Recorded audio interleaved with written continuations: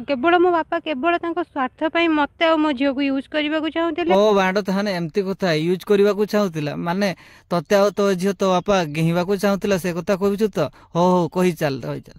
जोटा कि हेई पारलानी कोटा हेई पारलानी यूज करने को चाहूले। ओ बांड ओ भाई मारो मुझे मारो जोटा कि हेई पारलानी आ बहुत कष्ट रे मु सेठु बाहर मत 3 मास पूरा ताला पकईकी रखी। बांड ए झील ता निज जन्म कला बापा ना एमती कथा कहूची सते जेमती ता बिया फटई देछि होइल तोर बिया थरे कोडे छुईची कि नुह किंतु मु ए वीडियो रे तो बिया फटई की जीवी मो बाप घर लोक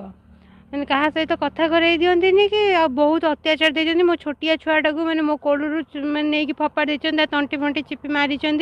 मते मते बहुत माने एते खराब भाषा गोटे बाप ताको बाप कहू मते घृणा लागुची। हरे दारी चुदी झील तो बापा तोते केते खराब भाषा कही कि नुह सेटा तो माने जान आ तू जेमती तू कहूचु तो बापा तो झील आउ तोते माने यूज करने को चाहूला माने चाहूला माने से एबे पर्यंत बापा करिनी आ ता पूर्व तू जेमती बाइट रे दउछु हमकु सुनौछु ना मो बापा मते आ मो झील को यूज करने को चाहूला आ एठी जणा पडुची जे तू केते सती सावित्री गेलियाणी झील जहाँ एबे चाहूँ केसटा केमती मो स्वामी शाशु ससुर ना जो केसटा करछि से केसटा विड्रो हो जाओ आ सहित खुशी रहा चाहूँ।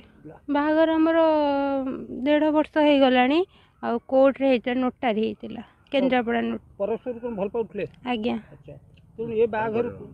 के विरोध करथले विरोध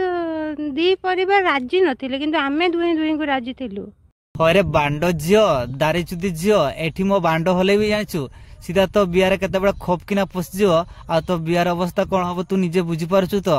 जेहेतु तोर गुटे स्वामी अछि आ छोट झीलटी अछि होरे माघिया कोन कहउतिलु तो बापार नारे कोन कहउतिलु ना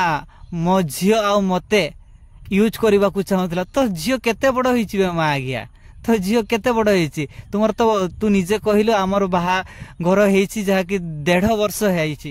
1.5 वर्ष हेछि हमर बाहागर सरिछि से झील आ तोते नै कि तो बापा यूज करबा को चाहउतला बारे बेटी बा सडा भडवा गेई तो बापा मांकर कथा मानिबुनी तो बापा मा तो